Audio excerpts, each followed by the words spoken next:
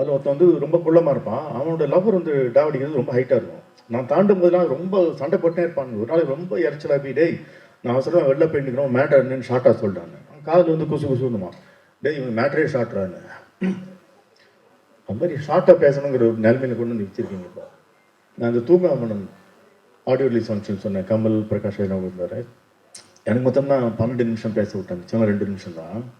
ஏன்னா நான் பேசும்போது எப்பவுமே வாட்ச் பார்க்க மாட்டேன், எல்லாரும் கேலண்டர் பார்ப்பாங்க. அதில் சொன்னேன், how should a teaser look? The teaser should look like the mini skirt of a beautiful girl. பெண்கள் மன்னிச்சிருங்க, just a joke. It must be short enough to arouse curiosity and long enough to cover the essentials. அதுபோல் இந்த trailer I think it had covered the essentials and aroused also the curiosity அப்படின்னு நான் நினைக்கிறேன். Earliest mimicry artist ரொம்ப popular ஆகி actor ஆனதில் வந்து முதல்ல வந்தது சின்னி ஜெயின் தான். அப்போல்லாம் மிமிக்ரி நான் யாருன்னு என்னன்னே தெரியாது. அவர் தான் அதை ஆரம்பிச்சு விட்டது. இன்னைக்கு ஜெயராம் எல்லாரும் தாண்டி மணிகண்டன் வரைக்கும் அவர் தான் பிதாமகன் அதுக்கு.